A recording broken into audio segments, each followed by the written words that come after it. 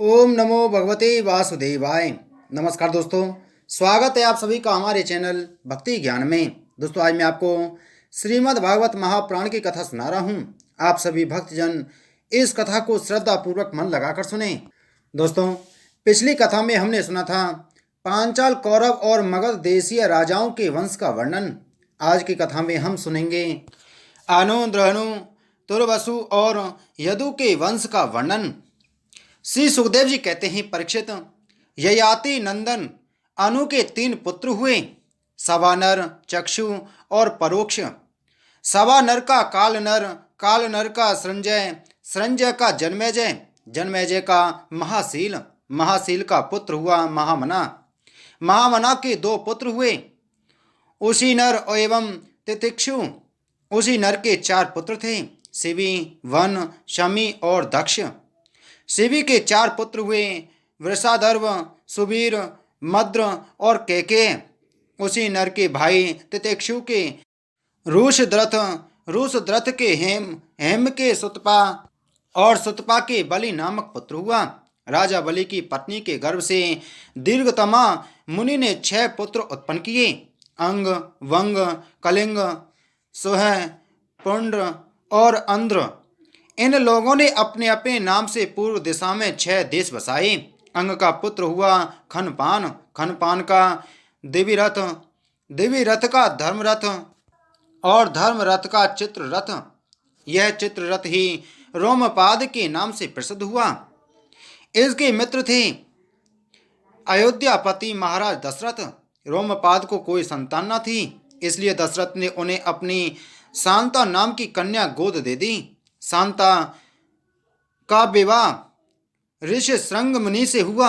ऋषि श्रृंग विभांडक ऋषि के द्वारा हिरण्य के गर्भ से उत्पन्न हुए थे।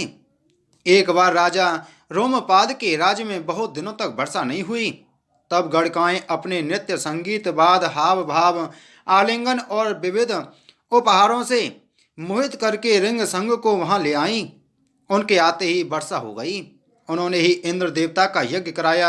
तब संतानहीन राजा रोमपाद को भी पुत्र हुआ और पुत्रहीन दशरथ ने भी उन्हीं के प्रयत्न से 4 पुत्र प्राप्त किए। रोमपाद का पुत्र हुआ चतुरंग और चतुरंग का प्रतुलाक्ष। प्रतुलाक्ष के बृहद्रथ, बृहत्कर्मा और बृहद्भानु 3 पुत्र हुए। बृहद्रथ का पुत्र हुआ बृहन्मना और बृहन्मना का जयद्रथ। जयद्रथ की पत्नी का नाम था संभूति। उसके गर्भ से विजय का जन्म हुआ। विजय का धृति, धृति का धृतव्रत, धृतव्रत का सत्कर्मा और सत्कर्मा का पुत्र था अधिरथ। अधिरथ को कोई संतान न थी। किसी दिन वह गंगा तट पर क्रीड़ा कर रहा था कि देखा एक पिटारी में नन्हा सा शिशु बहा चला जा रहा है। वह बालक कर्ण था, जिसे कुंती ने कन्यावस्था में उत्पन्न होने के कारण उस प्रकार बहा दिया था। अधिरथ ने उसी को अपना पुत्र बना लिया। परीक्षित, राजा कर्ण के पुत्र का नाम था वृषसेन। ययाति के पुत्र द्रहनु से बब्रू का जन्म हुआ। बब्रू का सेतु, सेतु का आरब्ध, आरब्ध का गांधार, गांधार का धर्म, धर्म का धृत, धृत का दुर्मना और दुर्मना का पुत्र प्रचेता हुआ। प्रचेता के 100 पुत्र हुए। ये उत्तर दिशा में मलेच्छों के राजा हुए।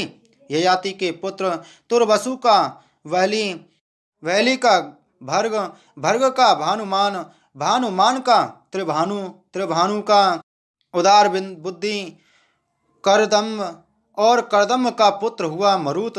मरुत संतानहीन था, इसलिए उसने पुरुवंशी दुष्यंत को अपना पुत्र बनाकर रखा था, परंतु दुष्यंत राज्य की कामना से अपने ही वंश में लौट गए।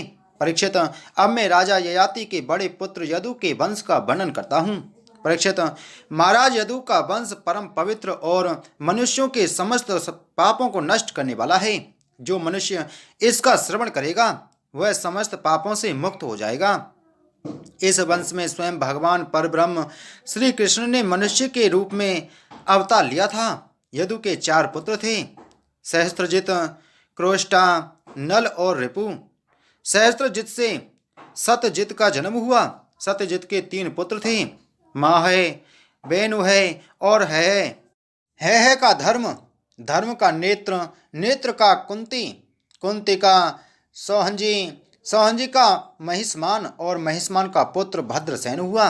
भद्रसेन के दो पुत्र थे, दुर्मद और धनक। धनक के चार पुत्र हुए, कृतवीर, कृताग्रि, कृतवर्मा और कृतौजा। कृतवीर का पुत्र अर्जुन था।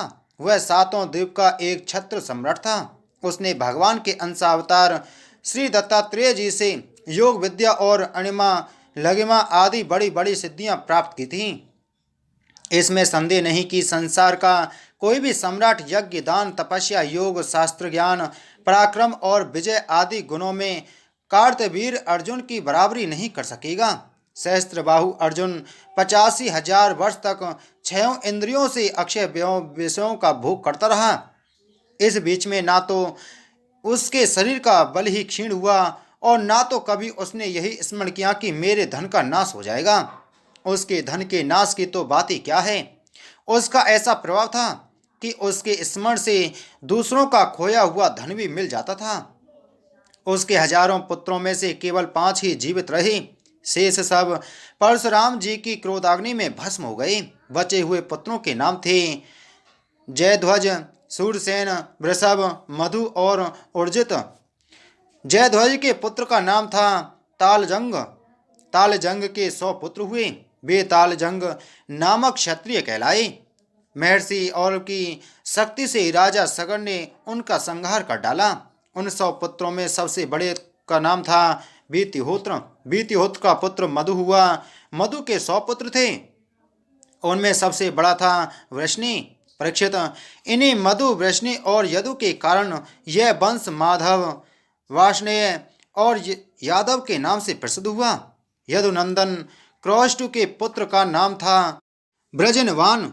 ब्रजनवान का पुत्र स्वाही, स्वाही सुसेकु, सुसेकु का चित्ररथ और चित्ररथ के पुत्र का नाम था शशबिंदु। वह परम योगी, महान भोगेश्वर संपन्न और अत्यंत पराक्रमी था। वह 14 रत्नों का स्वामी, चक्रवर्ती और युद्ध में अजय था। परम यशस्वी शशबिंदु के 10,000 पत्नियां थीं। उनमें से एक एक के लाख लाख संतान हुई थी। इस प्रकार उसके 100 करोड़ 1 अरब संतानें उत्पन्न हुई। उनमें पृथुश्रवा आदि 6 पुत्र प्रधान थे। पृथुश्रवा के पुत्र का नाम था धर्म। धर्म का पुत्र उष्णा हुआ। उसने 100 अश्वमेघ यज्ञ किए थे। उष्णा का पुत्र हुआ रोचक।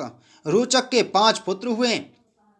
उनके नाम सुनो, पुरुजित, रुक्म, रुक्मेशु, पृथु और ज्यामग। ज्यामग की पत्नी का नाम था सैब्या। ज्यामग के बहुत दिनों तक कोई संतान न हुई, परंतु उसने अपनी पत्नी के भय से दूसरा विवाह नहीं किया। एक बार वह अपने शत्रु के घर से भोज्या नाम की कन्या लाया। जब सैब्या ने पति के रथ पर उस कन्या को देखा, तब वह चिढ़कर अपने पति से बोली, कपटी, मेरे बैठने की जगह पर आज किसे बैठा कर लिए आ रहे हो? जामग ने कहा, यह तो तुम्हारी पुत्र वधू है। सैब्या ने मुस्कुराकर अपने पति से कहा, मैं तो जन्म से ही बांझ हूँ और मेरी कोई सौत भी नहीं है, फिर यह मेरी पुत्र वधू कैसे हो सकती है? जामग ने कहा, रानी, तुमको जो पुत्र होगा उसकी यह पत्नी बनेगी। राजा जामग के इस वचन का विश्व देव और पितरों ने अनुमोदन किया। फिर क्या था, समय पर सैब्या को गर्भ रहा और उसने बड़ा ही सुंदर बालक उत्पन्न किया। उसका नाम हुआ विदर्भ। उसी ने सैब्या की साध्वी पुत्र वधू भोज्या से विवाह किया। बोलो श्रीमद्भागवत महापुराण की जय। बोलो श्री कृष्णचंद्र भगवान की जय।